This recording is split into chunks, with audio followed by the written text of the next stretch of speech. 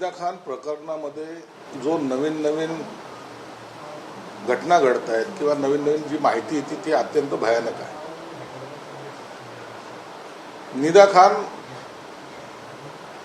ही कुणाच्या मार्फत त्या ठिकाणी लागली होती, तिला कोणी पाठवलं होतं हा सगळ्यात महत्त्वाचा एक पहिला प्रश्न आहे. त्याच्यानंतर जेव्हा हे प्रकरण घडलं किंवा उघडकीस आलं त्याच्यानंतर ती निदा खान मुंब्र्याला का गेली? मुंब्र्याला सुद्धा ती एमआयएमच्याच माणसाच्या संपर्कात होती आणि त्या मधल्या काळामध्ये इम्तियाज जलील नाशिकला जाऊन तिला भेटला होता आणि त्याने जाहीर स्टेटमेंटही केलं होतं, हे आपल्याला माहिती आहे. मुंब्र्याहून ती निदा खान पुन्हा संभाजीनगरमध्ये कशी आली, जिचा संभाजीनगरशी काही संबंध नाही, त्या ठिकाणी ती येते. तिथं वास्तवाला जवळपास महिना दीड सव्वा महिना तिथे राहते. आपल्या चॅनलच्या माध्यमातून तुम्ही जे दाखवलं आहे की एक म्हातारा बाहेर यायचा, दुधाची थैली घ्यायचा, आतमध्ये जायचा, कोणीही त्या घराच्या बाहेर सुद्धा पडत नव्हतं. आणि ज्या नगरसेवकाचं ते घर आहे तो एमआयएमचा आहे. आता ही माहिती जर ते एमआयएमच्या नगरसेवकाला नाही आहे असं म्हणता येईल का? मग ते एमआयएमच्या नगरसेवकाला घर देण्यासाठी कोणी मजबूर केलं होतं? तर त्या इम्तियाज जलीलने केलं. आपल्याला हिला वाचवायचंच आहे. एक लक्षात घ्या, काल त्याच्या ज्या प्रेसमध्ये त्याचे जे काही हावभाव चालू होते, तुम्ही मीडिया ट्रायल घेतायत, तुम्ही बळजबरी आरोपी करतायत, तिच्यावर फक्त आरोप झालेले आहेत. पहिल्यांदा कोणत्याही केस, कोणतीही केस असू द्या, त्याच्यावर पोलीस हे एफआयआर नोंद करतं, आरोपीचं नाव त्याच्यात असतं, त्याला पकडतात, त्याची कस्टडी घेणे, त्याच्यातून माहिती प्राप्त करणे आणि पोलिसांबरोबर न्यायालयामध्ये चार्जशीट दाखल करणे हा प्रोसेसचा भाग आहे. परंतु त्या कामामध्ये सुद्धा अडथळा आणला, आरोपीला फरार करणं आणि पुन्हा छाती ठोकपणे सांगणे, तिच्यावर कुठे लुकआउट नोटीस जारी केली का, एनबीडब्ल्यू त्याच्यावर काही हे चार्जशीट आहे का, या असा प्रकार म्हणजे जाणून बुजून. एक तुम्हाला सांगतो, हे प्रकरण हे फक्त निदा खान पुरतं मर्यादित नाहीत, ही साखळी पूर्ण महाराष्ट्रात फिरलेली आहे. अनेक ठिकाणी अशा निदा खान तयार झालेल्या आहेत. काश्मीर फाईलचं या ठिकाणी जसं काश्मीर फाईलमध्ये घडलंय तेच प्रकार महाराष्ट्रात अनेक ठिकाणी घडत आहेत अशी माझी माहिती आहे. म्हणून या प्रकरणाला अत्यंत गांभीर्यानं घ्या. हे एका ठिकाणी घडलेले प्रकरण तिथपर्यंत मर्यादित याला समजू नका. तुम्ही आता बघा, ह्या ज्या काही हालचाली चालल्या आहेत, हे जे काही वाढत चाललेले त्यांचा प्रकार, काल त्या एमआयएमच्या नगरसेवकाला अटक केल्याबरोबर पोलीस जेव्हा इम्तियाजकडे चौकशीला गेले असं कळतंय, तरी त्याची मस्ती ही कमी होत नाही. याला मी राजकारणाशी जोडत नाही, परंतु आज त्याला वाचवण्यासाठी तो असरुद्दीन ओवैसी तो आज संभाजीनगरमध्ये आला. 2 वाजता तो प्रेस घेऊन बोलणार. म्हणजे एकाला वाचवण्यासाठी दुसरा कसा धडपड करतो हे तुम्हाला पाहायला मिळतं. तो ओवैसी येणार, काहीतरी बोलणार, परंतु एक निश्चित आहे, माननीय मुख्यमंत्र्यांनी अत्यंत कठोर भूमिका यात घेतलेली आहे. त्यांनी सांगितलंय की एक आरोपी एमआयएमचा जो पकडला गेला नगरसेवक तो आरोपी आहेच आहे, परंतु त्याच्याबरोबर इतर जे काय आहे त्याला सुद्धा अटक केली जाईल. मी सुद्धा माननीय मुख्यमंत्री आज दौऱ्यावर आहेत, पण संध्याकाळी मी त्यांना एक पत्र देत आहे, त्याची कॉपी मी तुम्हाला देतो. या प्रकरणाची यासाठी चौकशी झाली पाहिजे. याला राजकीय स्वरूप देऊ नका कृपया करून. हा जो प्रकार आहे हा अत्यंत गंभीरपणे घेण्याचा प्रकार आहे.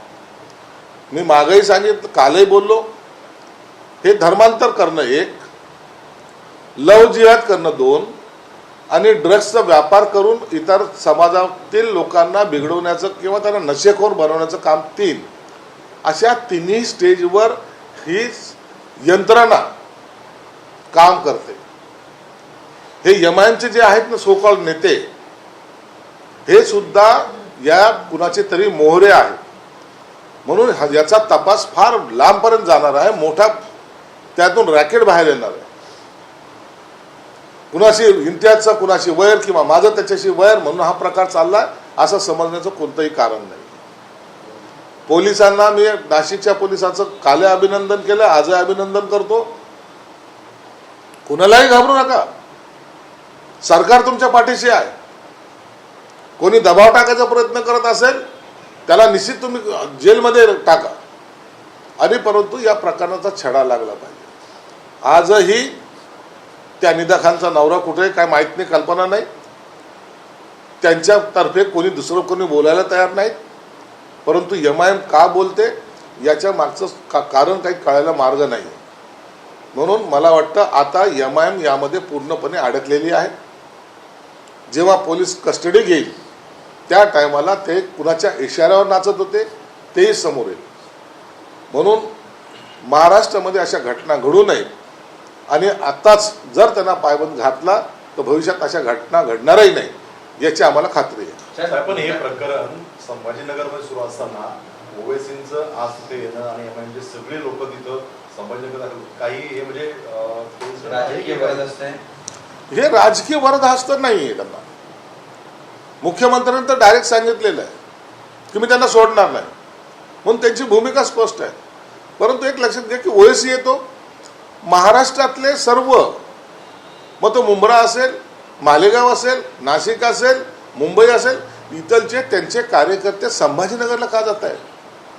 काय त्यांना मेसेज द्यायचा आहे? त्यांना कशासाठी त्यांनी बोलवलेलं आहे? या प्रकरणामध्ये आपण म्हणून सांगितलं की हे गांभीर्याने घेण्यासारखं प्रकरण आहे. आता आपल्याला जेलमध्ये जावं लागेल ही एक भीती त्यांच्या मनामध्ये आहे, आणि आपला मुस्लिम मताचा एक धाक दाखवून आपल्याला हे प्रकरण मिटवता येईल का असा सुद्धा त्यांचा प्रयत्न आहे.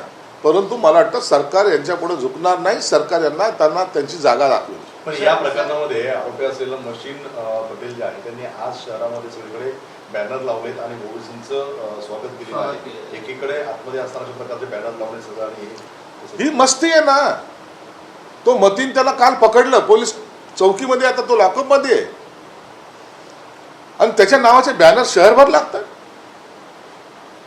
ओवेसीचं स्वागत करतोय तो. आता एक आरोपी ज्याला आरोपी केलेला आहे तो ओवेसीचं स्वागत करायचं कारण काय? असं कधी होतं का? स्वतःचा जीव वाचवण्याचा प्रयत्न करण्यापेक्षा ओवेसीचे बॅनर लावणं ज्याला महत्वाचं वाटतं. म्हणून तुम्हाला सांगतो हा प्रकार काश्मीर फाईलच्या सारखाच महाराष्ट्रामध्ये घडतोय, हे एवढं मात्र निश्चित.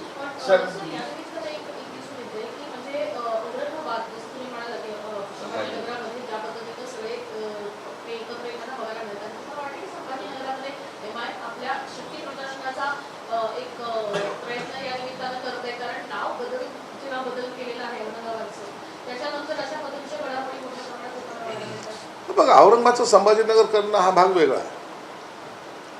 पहिले सिमीचे कारवाई या संभाजीनगरमध्ये व्हायच्या, त्या सिमीचे रूपांतर हे MIM मध्ये झालं. आता जे सिमीचे कार्यकर्ते होते तेच MIMचे कार्यकर्ते आहेत. संभाजीनगर झालं म्हणून आम्ही दुखावल्या गेल्यामुळे धर्मांतर करतोय का? नाही. म्हणून लव जिहाद करतोय का? नाही. म्हणून आम्ही ड्रग्स विकतो का? नाही. हा त्यांचा ठरवून घेतलेला विषय आहे. त्या विषयानुसार हे याच महाराष्ट्र लेवलवर नाही तर हे देशभरामध्ये त्यांचं हे जाळं पसरलेलं आहे, आणि म्हणून हे नेटवर्कच्या सूत्रधारापर्यंत पोहोचणं गरजेचं आहे. मी आजही तुम्हाला सांगतो का हा MIMचा इम्तियाज जलील वगैरे हा पण किरकोळ आहे.